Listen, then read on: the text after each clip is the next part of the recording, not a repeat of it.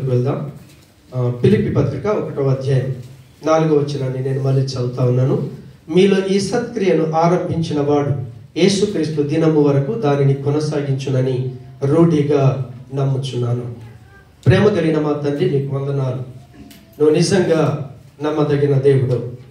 ఈ మాటలోని ఆంతర్యాన్ని మేము అర్థం చేసుకుని, దేవా, మాలో ఈ మంచి క్రియను ఆరంభించిన వాడివి, తప్పకుండా ముగిస్తావని విశ్వాసముతో ముందుకు సాగే కృప మా అందరికి ఇచ్చి మీరు మహిమ పొందమని యేసు నామమున ప్రార్థించి వేడుకుంటున్నాము తండ్రి, ఆమేన్. హల్లెలూయా. ఇక్కడ ఎంతమంది దేవుని పిల్లలు ఉన్నారు? ఒకసారి స్తోత్రం చెల్లిద్దాం. హల్లెలూయా. చేతెత్తనలు దేవుని పిల్లలు కారని అర్థం. సాతాను పిల్లలు అయితే చెప్పకుండా ఉండొచ్చు. మీరు దేవుని పిల్లలు అనుకుంటే దేవునికి స్తోత్రం చెప్తాం. హల్లెలూయా, హల్లెలూయా. సరే, దేవుని పిల్లలు తెలుసుకోవాల్సిన ప్రాముఖ్యమైన విషయాల్లో ఏంటంటే, ఈ ప్రపంచంలో దేవుడు చాలా మందిని తన పిల్లలుగా చేసుకోవటానికి ఆయన ఎవరినైతే ఏర్పాటు చేసుకున్నాడో, ఏర్పాటు చేసుకున్న వాళ్ళని పిలిచాడు. పిలిచిన వాళ్ళని ఏం చేశాడు? ఆకర్షించాడు. ఆకర్షించిన వాళ్ళని ఏం చేశాడంటే, తన కుమారుడైన క్రీస్తు యొక్క మాటల్ని నమ్మేటట్టుగా హృదయాన్ని తెరిచాడు. హృదయాలను తెరిచినటువంటి వాడు వాళ్ళందరినీ తన కుమారులుగా, దత్తపుత్రులుగా స్వీకరించాడు. తాను దత్తపుత్రులుగా స్వీకరించాడు అనటానికి ప్రూఫ్ గా పరిశుద్ధాత్ముని ఇచ్చాడు. ఎలా ఇచ్చాడంటే ముద్రించి ఇచ్చాడు. దేవునికి స్తోత్రం. అలా ముద్రించి ఇచ్చినటువంటి దేవుడు మనం ఆయన పిల్లలం కాబట్టి మన కొరకు దేవుడు ఏదైతే అక్షయమైనటువంటి స్వాస్థ్యాన్ని ఇచ్చాడో దాన్ని పరలోకంలో దేవుడు భద్రపరిచాడు. కాబట్టి పరలోకంలో భద్రపరిచాడన్న ఆ కాన్ఫిడెన్స్ ఎప్పుడైతే మనకు వస్తుందో, మనకున్నటువంటి ఒకే ఒక గోలు, దేవుడే నా స్వాస్థ్య భాగము. దేవునికి స్తోత్రం. రేపు ప్రొద్దున ఎన్ని శ్రమలు అనుభవించినా 100% నేను దేవుని యొక్క మహిమలో ఉండబోతున్నాను అనే జీవితాన్ని ఇచ్చేది కూడా దేవుడే. దేవునికి స్తోత్రం. అంటే క్రీస్తును అంగీకరించి నిజంగా మన పాపాల నుంచి విడిపించబడి ఈరోజు సువార్తను బట్టి దేవుని పిల్లలుగా జీవించడానికి దేవుడు మనకి ఏ భాగ్యమైతే ఇచ్చాడో, ఆ దేవుని పిల్లలుగా జీవించడానికి భాగ్యం ఇచ్చినటువంటి అదే దేవుడు 100% దానిని కొనసాగిస్తాడు. ప్రాణం పెట్టిన దేవుడు మనం 100% దేవుని పిల్లలుగా జీవించడానికి దాన్ని కార్యం చేసి కొనసాగించి ముగించేది కూడా యేసు ప్రభుల వారే. దేవునికి స్తోత్రం. అందుకే అంటున్నాడు, ఈ మంచి కార్యాన్ని, అంటే మీ జీవితంలో ఏ మంచి కార్యం జరిగింది అంటే, మీరు నిజంగా పాపానికి రావాల్సిన శిక్ష నుంచి తప్పించబడి నిత్యంగా జీవించే ఒక అద్భుతమైన జీవితాన్ని మీరు పొందుకున్నారే. దేవునికి స్తోత్రం. హల్లెలూయా. ఆ జీవితాన్ని రేపు పరలోకంలో శాశ్వతంగా అనుభవించబోతున్నామే. ఈ కార్యాన్ని దేవుడు మన జీవితంలో ఆరంభించాడు, ఖచ్చితంగా దాన్ని ముగిస్తాడు. దేవునికి స్తోత్రం. అందుకే ఫిలిప్పీ 2:13 దేవుని యొక్క వాక్యం సెలవిస్తా ఉన్నది ఏమిటంటే, ఎందుకనగా మీరు ఇచ్చేయించుటకును కార్యసిద్ధి కలుగజేసుకున్నటకును తన దయా సంకల్పం నెరవేర్చటకై మీలో కార్యసిద్ధి కలుగజేయువాడు దేవుడే. దేవునికి స్తోత్రం.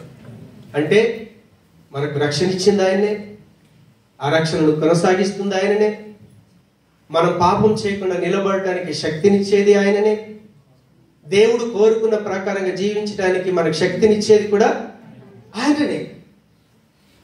కాబట్టి సమస్తం చేసేవాడు ఆయననే. దాన్ని ఆరంభించాడు, 100% ముగిస్తాడు. సరే, ముగించేటటువంటి దేవుడు మనకు తోడున్నప్పుడు,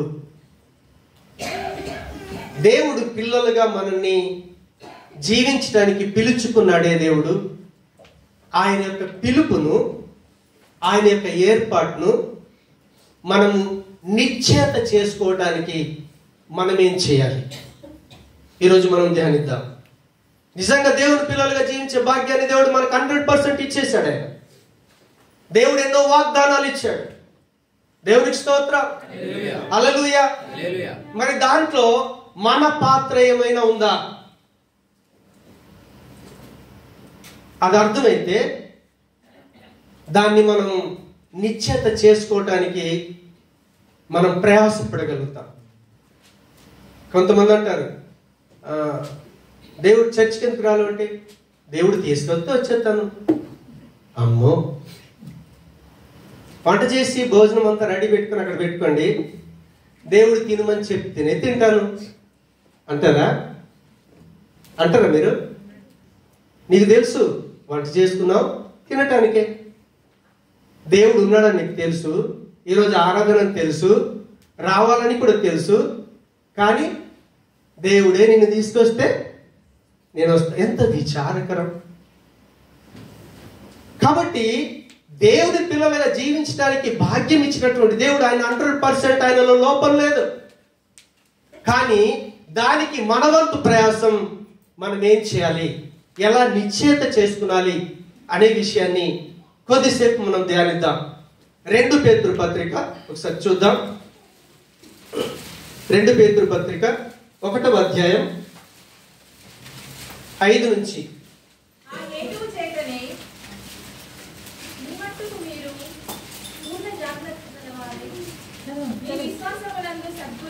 మీ విశ్వాసం నందు సద్గుణమును, సద్గుణమునందు జ్ఞానమును, జ్ఞానమునందు ఆశా నిగ్రహమును, ఆశా నిగ్రహమునందు సహనమును, సహనమునందు భక్తిని, భక్తి యందు సహోదర ప్రేమను, సహోదర ప్రేమ యందు దయను అమర్చుకొనుడి. హల్లెలూయా.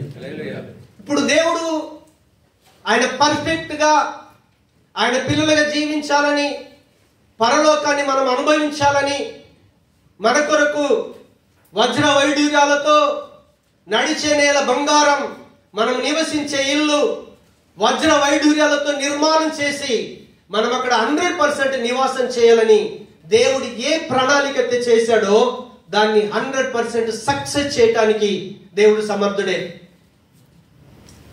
ఎంతమంది నేను అక్కడ నివాసం చేయగలుగుతాననే కాన్ఫిడెన్స్ తో ఉన్నారు?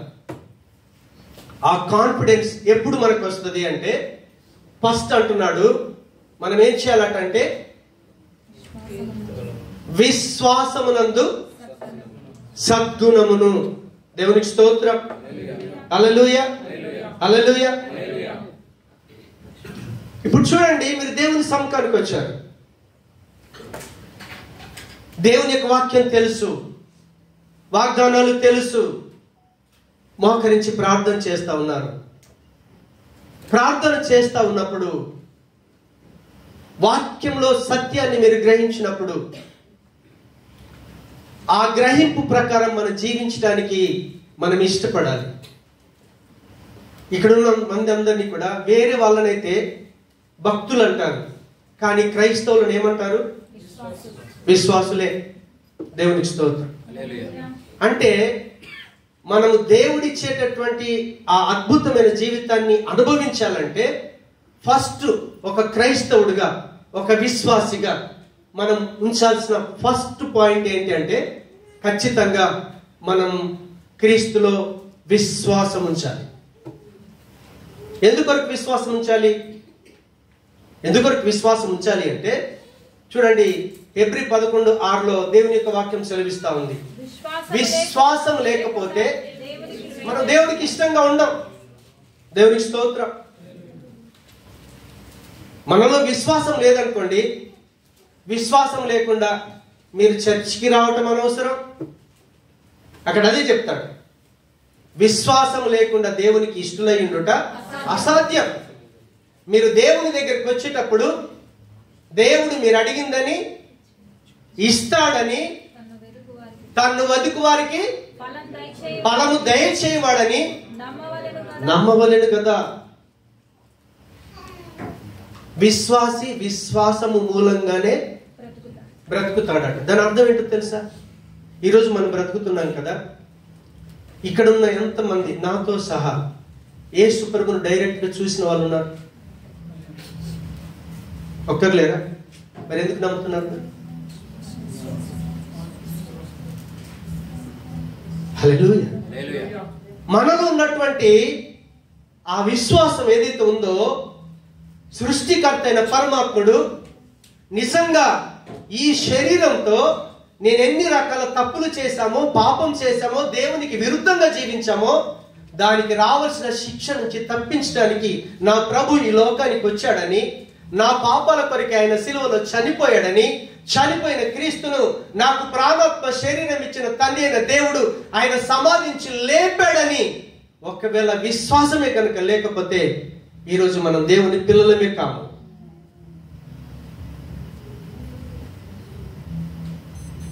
దేవుడు 100%గా మనల్ని దేవుని పిల్లలుగా జీవించడానికి ఆశీర్వదించాడు ఆయన.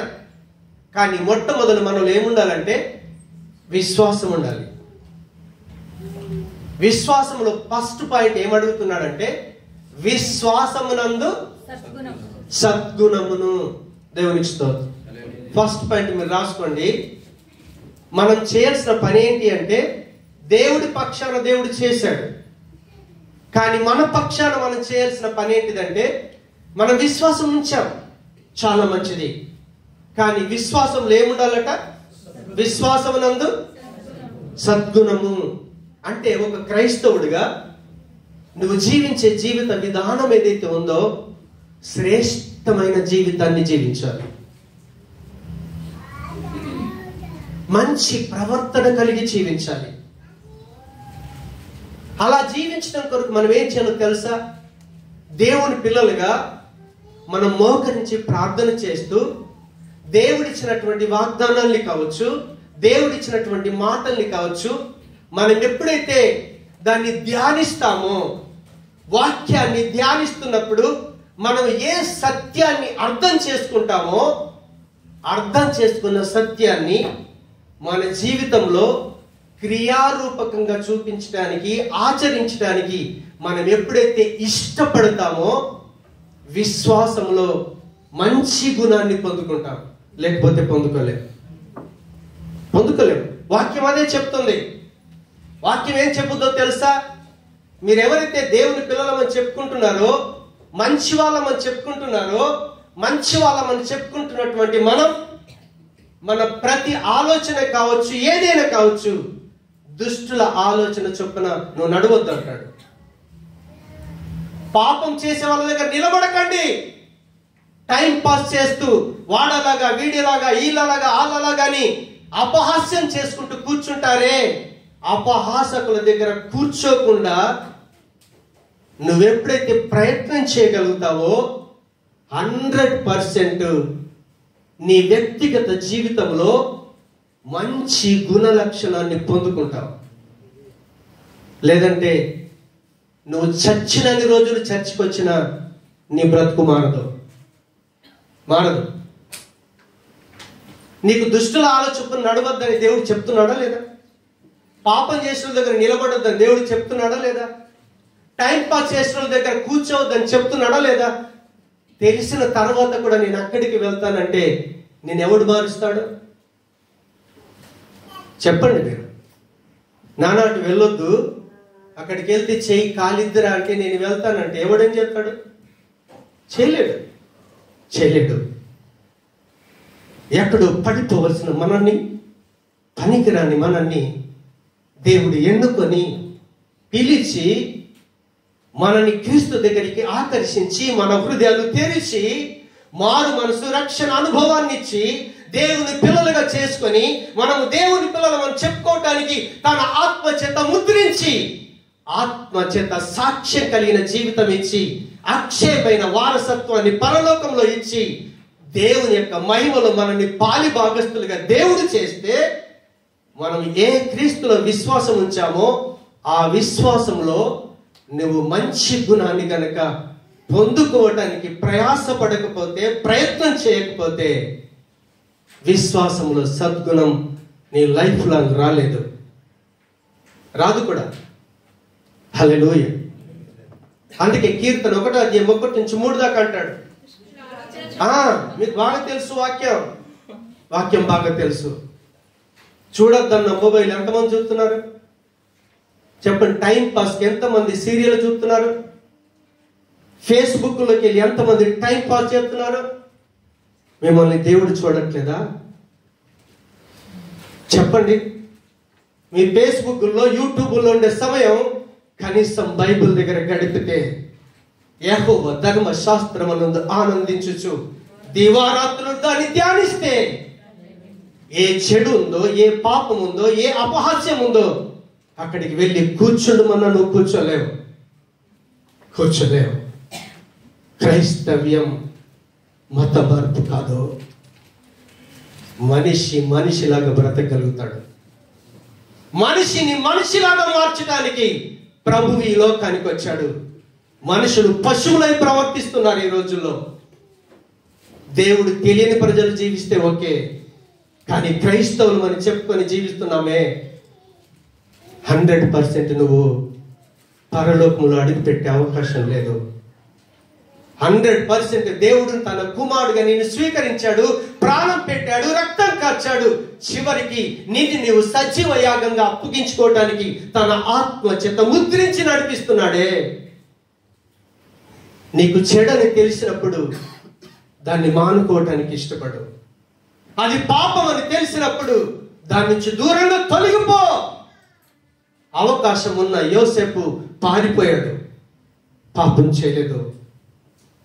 పాపం నుంచి పారిపోతే బానిసగా ఉండాల్సినటువంటి యోసేపు రాజు కాగలిగాడు. పాపానికి బానిసలమైన మనం పరలోకంలో రారాజు దగ్గర ఉండబోతున్నాం. అంత గొప్ప ఆశీర్వాదాన్ని దేవుడు మనకిస్తే ఈరోజు మన విశ్వాసంలో మంచి గుణాన్ని కలిగి ఉండటానికి ఎంతమంది ప్రయాసపడుతూ ఉన్నాం, ఎంతమంది ప్రయత్నం చేస్తూ ఉన్నారు. దేవుని పిల్లలుగా మిమ్మల్ని మీరే విమర్శ చేసుకోండి. ఎవరి కొరకొద్దు. అయ్యా నువ్వు తప్పు చేసావంటే, నువ్వు చూసావా ఎంత భయంకరం. చేసిన తప్పు కొనసాగించిన కరెక్టే, పైగా ఇది నీకు ఎవరు చెప్పారే గారు?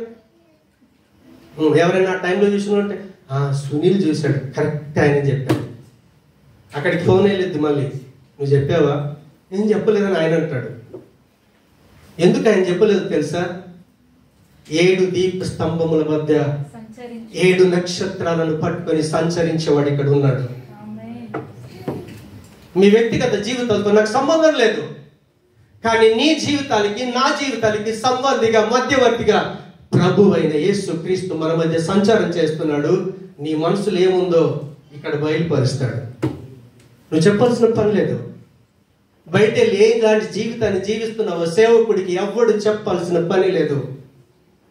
నీలో ఉన్న ఆత్మదేవుడే, నాలో ఉన్న ఆత్మదేవుడే ఆయన రాయబారి.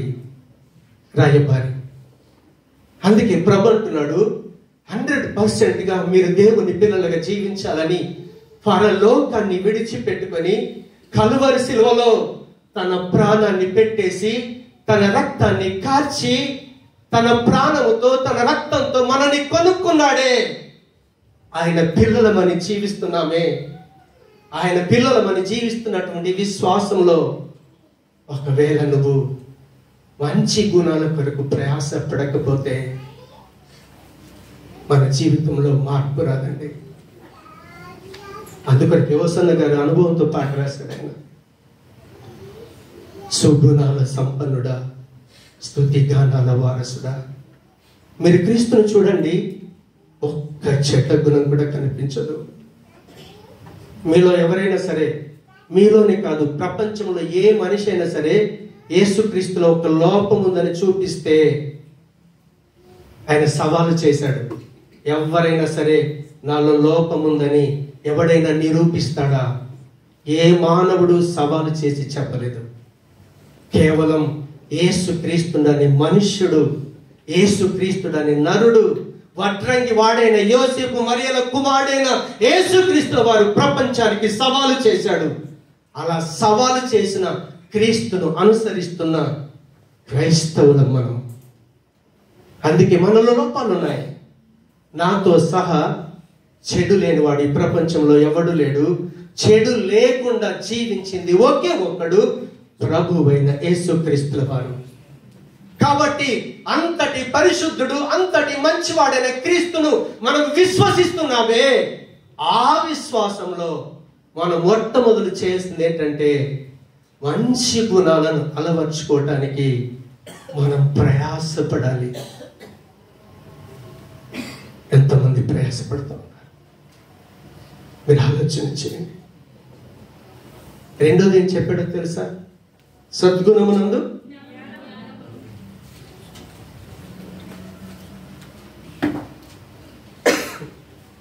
హల్లెలూయా.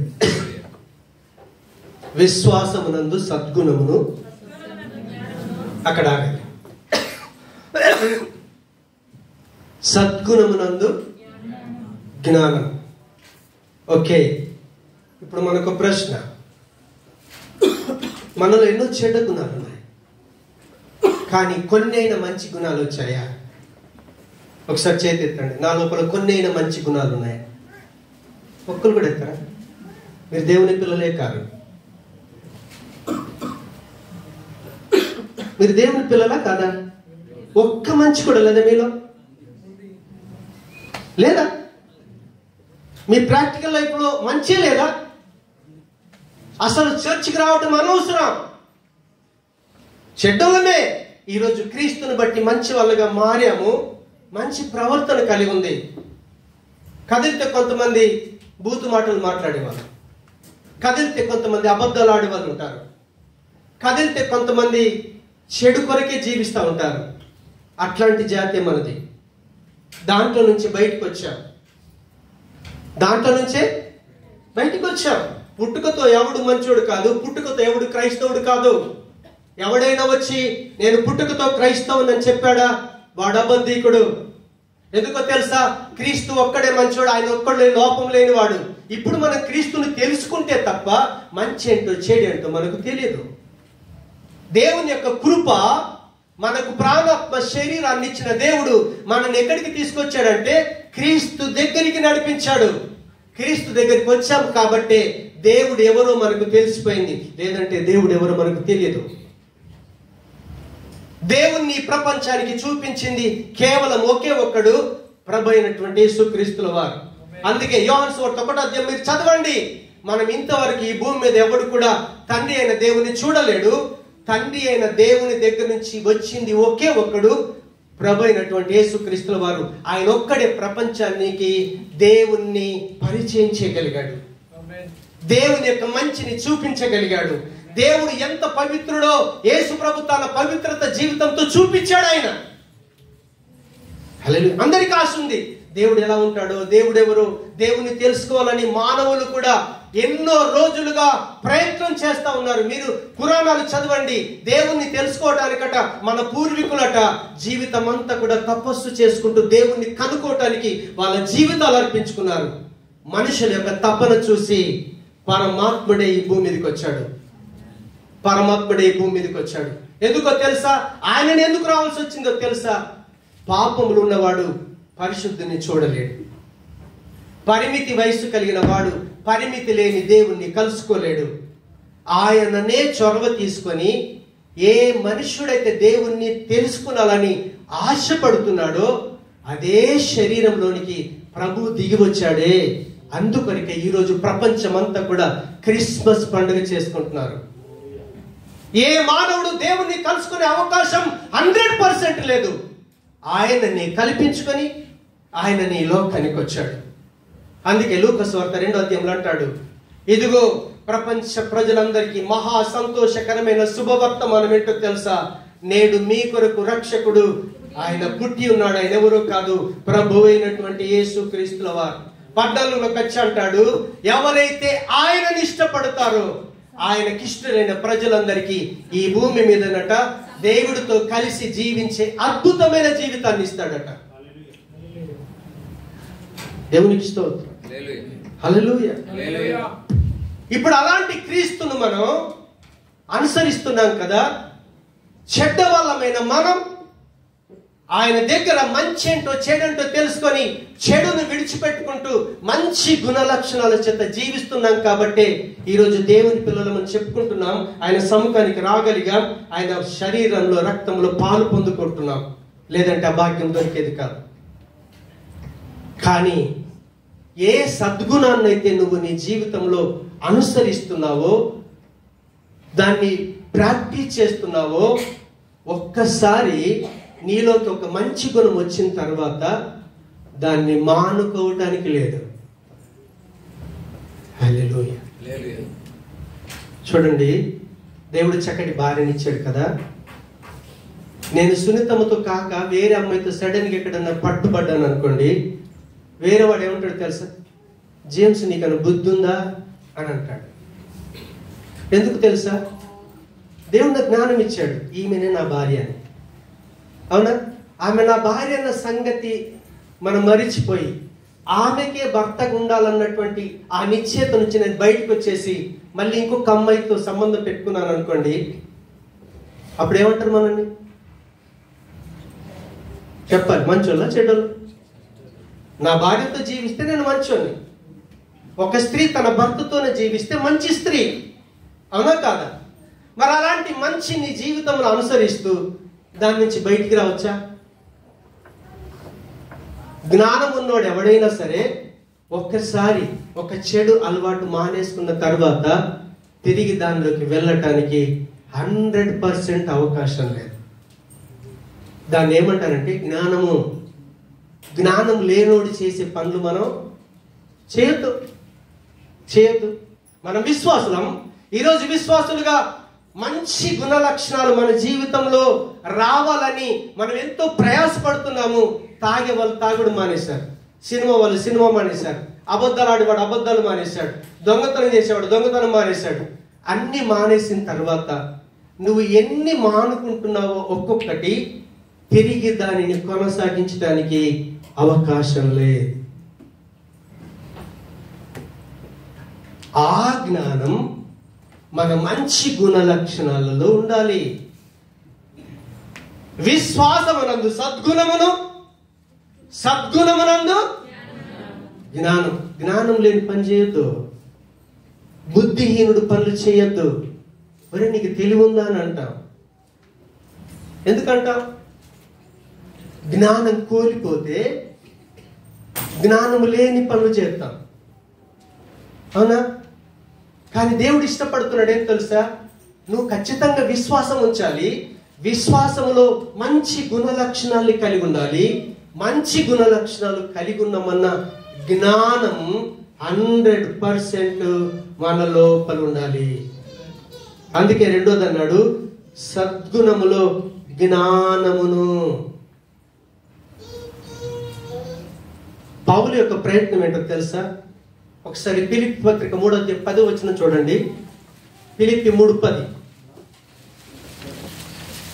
నన్ను చూడండి. ఒక నిమిషం, ఎవరు చదవద్దు.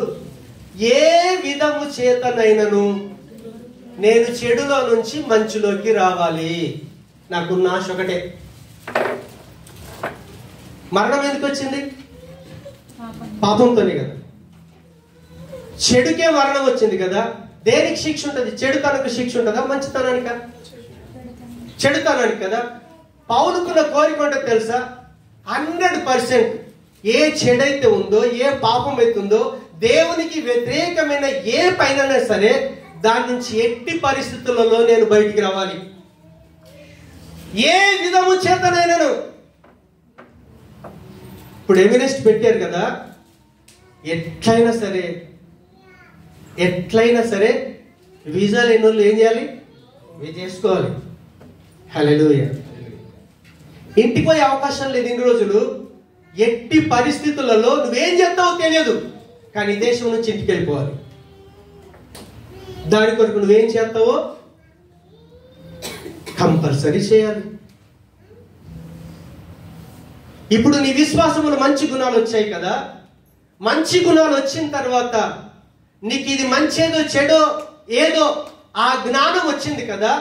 జ్ఞానం వచ్చింది కాబట్టి ఎట్టి పరిస్థితులలో విడిచిపెట్టిన వాటి జోలికి మనం వెళ్ళకూడదు.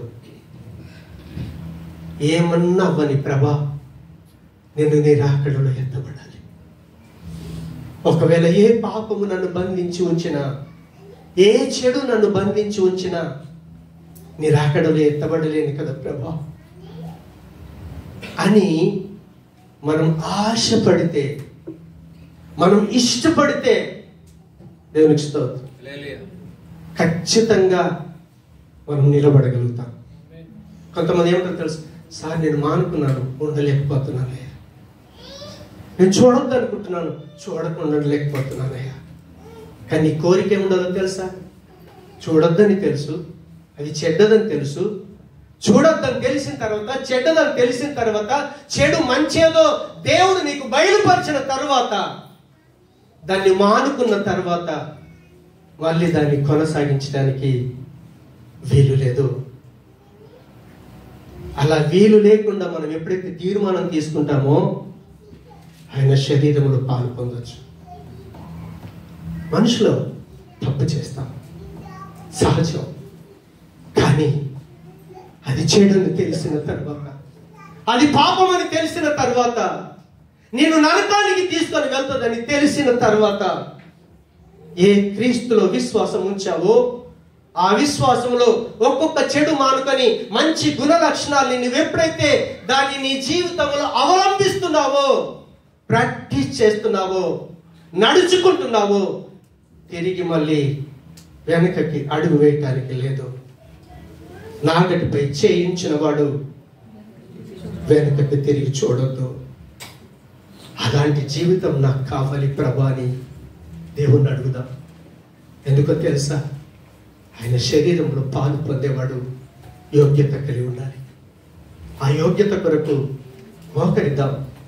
మోకరించి, ప్రభా నిజంగా నేను 100% నీ కుమారుని, నీ కుమార్తెను, కానీ నేను నీ యందు విశ్వాసం ఉంచి ఆ విశ్వాసములో మంచి గుణ లక్షణాలు ఏవైతే ఇంతవరకు సంపాదించుకోగలిగానో వాటి నుంచి తొలగిపోకుండా, తిరిగి పాపములకు వెళ్ళకుండా నాకు జ్ఞానము దయచేయి, పట్టుదలను దయచేయండి, పట్టుదలను దయచేయండి.